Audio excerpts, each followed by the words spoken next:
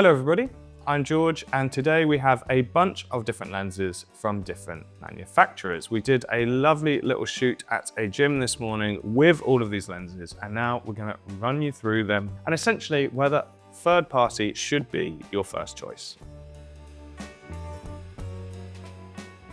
Third party essentially means it is not made by the same manufacturer who makes your camera. Generally speaking, they are significantly cheaper, and that is often why people go for them, but also sometimes third-party lenses don't perform as well as first-party lenses. But that's exactly why we're here today, because we're out here doing that research for you and testing these lenses. The lenses we have today are the Sigma DG-DN Art series, the Samyang VAF series, and the SIRUI Vision Prime ones. So let me start with the Sigma Arts. The Sigma Arts are a mainstay in photography. These lenses have been around for a really long time, and I don't actually mean necessarily these specific ones, but just there's been many iterations of Sigma Arts. Now, Sigma are a very well-known brand, and what they're, in my opinion, trying to do with their art range is quite closely mimic first-party lenses. Today we have a 24, a 50, and an 85. So what specifically do these lenses offer outside of that excellent optical performance and photography style body? Well, they have an aperture ring that is really nice just for controlling the aperture, and you'll be very glad to hear that I can make that aperture ring clickless. That is perfect for filmmakers, which actually does show you that these aren't just photography lenses, that they have been designed with filmmakers in mind. They have a custom button, and then they also have really nice manual focus throw. But the thing that's really notable about these Sigma Art lenses is that they also have excellent autofocus performance. If you're somebody that wants to mix between manual focus and autofocus, or even if you're somebody that wants to use autofocus all the time, I found that it was tracking my subjects beautifully as they walked around the gym earlier. The Sigmas are a constant aperture across the set at f1.4, and they are also not all the same size filter thread. So as you can imagine, when you're trying to test out so many lenses at once, you're having to swing your ND across the whole time. And one nice thing about these sets is that they have a consistent filter thread size, which means that I can just pop my step ring on my filter and then switch from lens to lens really easily across the set. But because these aren't consistent, then it meant that I had to faff around with step rings a little bit. And the last thing I'd like to mention is just the build quality. Like, they're really nicely made. You can feel it's that strong bit of metal. You know that it can take some knocks, and it just generally feels like a premium product. Comparatively to the other two sets of lenses that I have, they're significantly more expensive, but that doesn't mean they're expensive. They are still significantly less expensive than pretty much every first-party lens out there. But that's it for the Sigmas, so let's move on now to the Samyang VAF series. I think the thing you'll notice immediately is just how tiny they are, and they actually feel just as light as they look to hold. Now, I will say that does come with a slight downside. These are the only set that I have today that are plastic. So of course that means that the build quality on these lenses doesn't feel the same as when you're using a metal lens. It feels like it's probably going to be more prone to damage if it gets dropped. Partly the reason they did that was to make sure the lenses remain affordable, but also because it makes them so lightweight. And I think that's where these lenses really come in handy. It just makes life so simple for somebody that wants to bring perhaps an additional lens set on shoot, or just wants to pack light. But the other really smart thing that these lenses have done is that they are all identical weights and identical sizes across the set.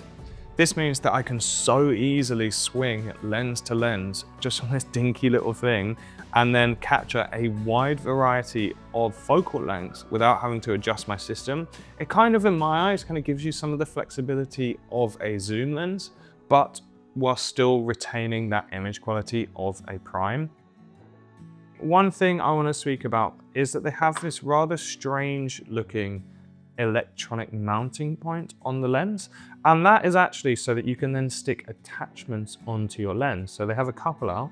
One of them is a manual focus controller. That's because this ring is useful for both controlling your aperture or controlling your manual focus.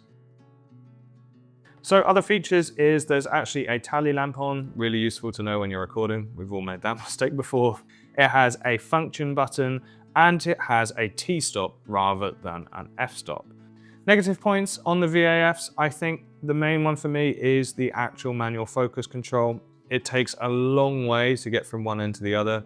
Essentially, there's just a little bit of nuance to using the manual focus control on these lenses. So if you're a filmmaker that loves to shoot manual, you're probably better off with a different lens set. But if you're looking for something that has really good autofocus performance, you don't switch out of that much, really shouldn't matter at all.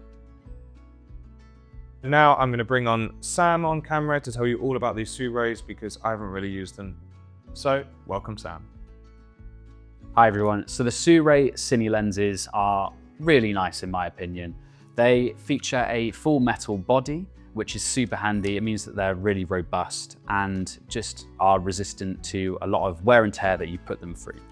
Along with that, they have a equal aperture range, or their T-stop is all the same. So the T-stop's at 1.4 throughout the full set. The handy thing with having a full set at the same aperture, it just means that using different filtration, you can keep it the same. You don't have to go and compensate. And it just means that everything is nice and easy when flowing through your focal lengths. Along with that, it features proper cine gears at the right pitch. So it means if you use a follow focus, whether you've got a focus puller doing that for you or you've got a follow focus built on your rig for your camera, the follow focus gears are always in the right spots. You never have to move your actual unit that you've got on your rig as well. The other great advantage of the SIRUIs is that they have an interchangeable rear mount, which means if you own a Canon camera, a Nikon camera, a Lumix camera, or a Sony camera, you can change to all of their mounting options. So E-mount, RF, Z, and L. So the only downsides with these lenses is that they are fully manual, so you don't have aperture control. You also don't have autofocus. Along with that, the lenses aren't the lightest because they are made of metal, which isn't always a bad thing, but it does mean that balancing with other lenses that you own could be slightly trickier. With build quality like this, really nice glass as well, and you get the full kind of cine experience with these lenses, they are also rather affordable.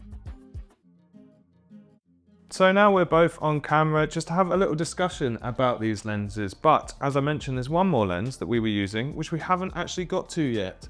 And it is this Viltrox 4 to 120mm. I think you've got the wrong lens. Oh, no, okay. It's actually this Laowa 24mm f14. So you guys may well be familiar with the Laowa probe lens, which is a really cool, really strange macro lens. I mean, firstly, it's absolutely massive, but what it's really useful for is that much like many other macros, you can push the subject right up to the edge to get really detailed shots. But unlike most other macros, rather than it being a telephoto lens, it is a 24mm. So it's super wide right at the end of this crazy little stick, which just allows you to get some really interesting styles of shot. Yeah, we used it to get little details within the gym of like plates being put down or putting on the lens as well. Little things like that to cut away from whilst making films is always really fun. And I think it's just an excellent example into the world of third-party lenses. Third-party lenses, I mean, the world is literally your oyster. You can have insane Laowa 24mm macros. You can have a set of affordable cine lenses. You can have some AF tiny little, you know, there's just so much more to play with. So it really just depends about what kind of shooter you are. You know, we didn't choose these lens sets because we think that they're the absolute best third-party lens sets on the market. We chose them because they're a really excellent example to show how much variety third-party lenses can offer. I think the only other thing what I am really interested in sort of talking to people about is buying lenses in sets. How important is that?